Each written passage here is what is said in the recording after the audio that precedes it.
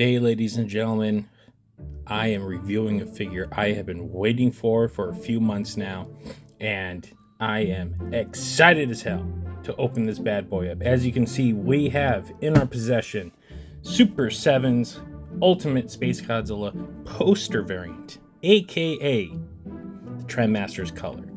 So, without further ado, and no jib-jabbing, let's dive into the review of what looks like a masterpiece of a kaiju figure. So, if you have seen some of my reviews on Super 7's Ultimate line, thus far I have been a big fan. Most notably, their Destroyer figure has won my heart over anything else. I love that figure to death.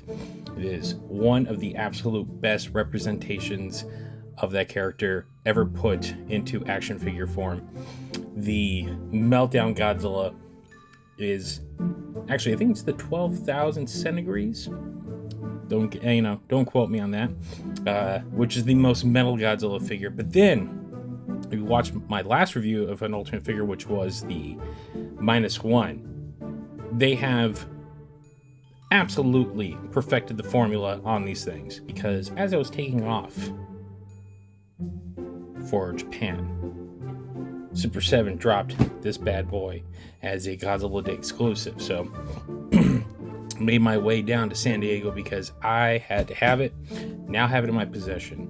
And in the comparison of the two figures, which they were saying side by side, already this box is the better box.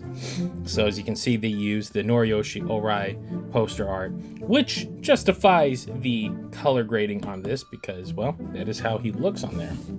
So Super 7 has done away with the slip covers, and in my opinion, probably for the best. The slip covers are a cool little feature, but ultimately, if you're a collector, they don't really add anything. I'd rather have just the open box, the open window on the box. So here's the back. Very basic, very rundown as you get it. So here's the side, more of the Orai poster art, the Fukuoka Tower. But being a child of the 90s, and for the longest time for us who grew up in the 90s, the Trendmaster figures were the only real Godzilla representation we had to buy in America. And Mondo last year did a Space Godzilla in this color scheme. I wanted it, sold out quickly, but then Super 7 announced, "Nay, we will be doing one too." And honestly, if I had the choice between the two, I love Mondo stuff, but I'm an action figure guy more than a Sofubi guy. So seeing this bad boy, oh,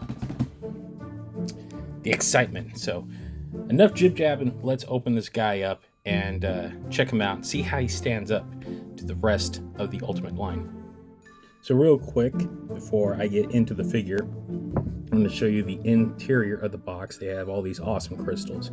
Just a nice little added bonus. See if I can get a clear shot. There you go.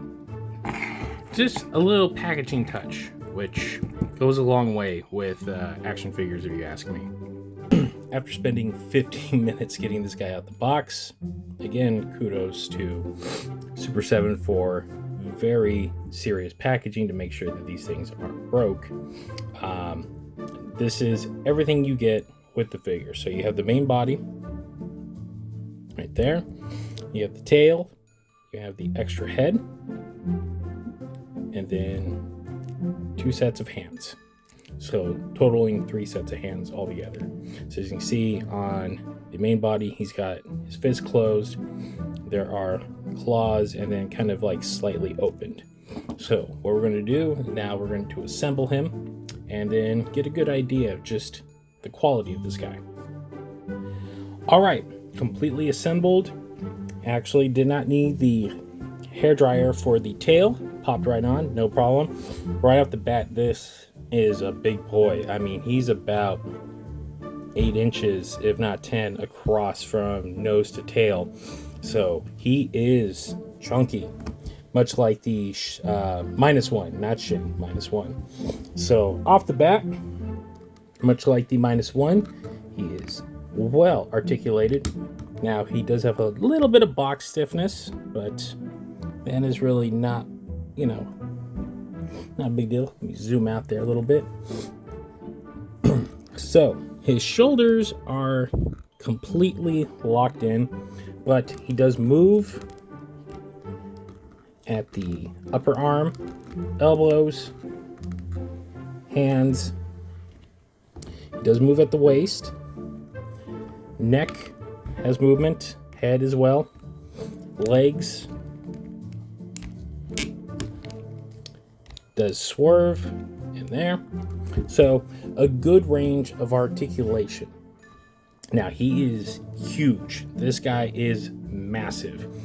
He stands about 9.5 inches tall, which works because he's one of the bigger kaijus of the entire series. Right away, I know people have had their issues early on with Super 7's Ultimates, but whatever those issues were, Super 7 seems to have rectified them, because this is a well-crafted figure. They got the complete detailing of SpaceGodzilla down to the T. The sculpt is actually quite incredible. The crystalline spines all the way down to the tail, the shoulder pads, the face, it's all there. This is a damn good figure. So now, like I said, he's a little stiff out the box, but that is what I get for popping this thing right open. I'll say that -1 didn't seem to have as much box stiffness, but it varies from figure to figure. Not putting that out. Now, the thing that pops with this, though, as you can see, is the paint job. The paint job is immaculate.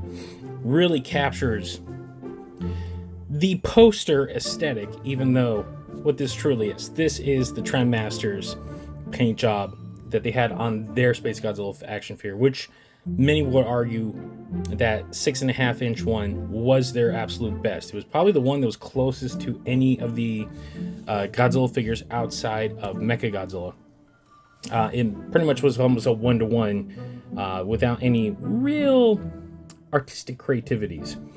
So his tail is segmented, much like the other one, all the other longer.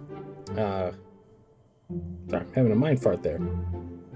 Much of the older Ultimate figures, it is a little stiff right there, as you can see. So you get some good range and movement out of it.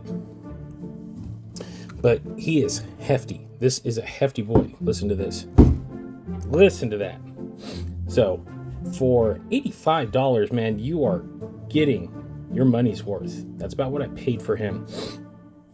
So everything on this guy pops immaculately. I absolutely love this thing. This thing is magical. And this, of all, considering that it is an homage to an action figure of my childhood, I am a tiny bit biased on it. But if I were to choose between the classic Mechagodzilla and SpaceGodzilla and this, I'm going with this all day, every day.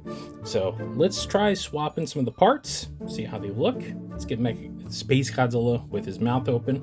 I know that is a issue with some people, but I understand, tooling is a issue. So let's pop those on. Okay, came right off. There's the hand up close.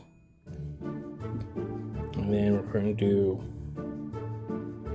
the roar head. Okay, let's get that on there.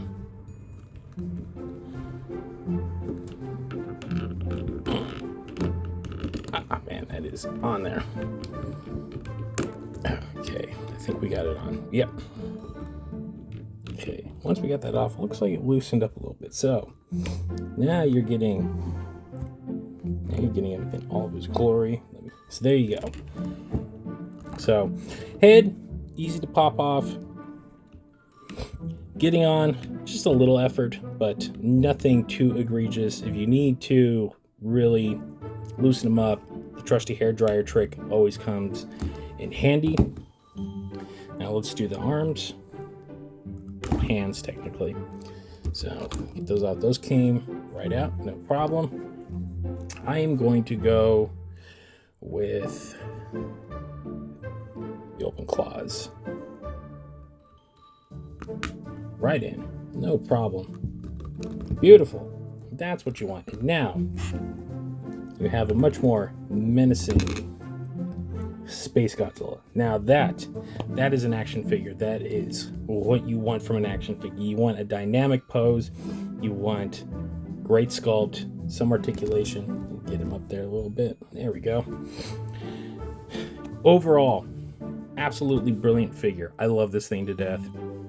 Again, like I said, I am a little bit biased because I am a Trendmasters geek, and Super 7 doing an homage to this just warms my heart like nothing else. Thus far, their ultimate line has been, if you're collecting Godzilla action figures, of the three lines that are out right now, you have SH Monster Arts, Haya, and Super 7. I've only had the one Haya I've opened. I was thoroughly impressed with it. I'm not a Monster Arts fan. And for the cost of what you're paying for the Ultimates, I am leaning towards the Ultimates of you're getting size for a relatively decent price. Now, this guy was about $85, I believe. And I know Destroyer was a bit more because it's a much bigger figure and comes with more accessories. And I know Haya is ranging between $50 to $60 depending on the figure.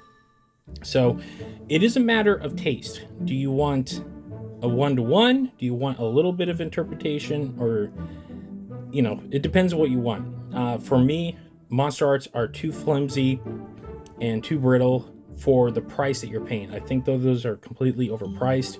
Haya seems to be in that proper price range, and I do believe that these are in the exact price range that they need to be. This is a very big figure. Look at my hand holding this thing. The Hayas are slightly smaller than this. And in fact, I think they're actually like a size down. So price-wise, you're getting a quality figure for $85. Now, you're not getting a ton of beam effects and stuff like that, but you are getting the actual figure, proper sculpt, everything in a full action figure format, glory, whatever you want to call it. So my thumbs up on this bad boy. I am absolutely in love. This is going to be a cornerstone of my collection. Kudos to you, Super 7. Well, there you have it. That is our review of Super 7's poster variant SpaceGodzilla Ultimate figure. Remember, if you like what you see, we do have a show. It's called the Kaiju Kingdom Podcast. You can find us at thekaijukingdompodcast.com. And if you don't like to download, you can always find us on all of your favorite podcast streamers, including Apple, Spotify, or wherever else you find better podcasts. We're also on social media. X, Instagram, Facebook. It's right there. Check us out. We all the breaking news, all of our travels, everything you want to see is right there. You want to reach out, talk to us, that is the place to go. And remember, if you like this channel, hey, maybe like and subscribe, or don't. I'm not your parent, can't tell you what to do, but we do have a lot more content coming, like I said in previous videos. Just came back from Japan, still got a lot of stuff from that trip to put up, so stay tuned for that. And on that note, this will wrap up this edition of the Koffers. Thanks for watching, guys, and we'll see you next time.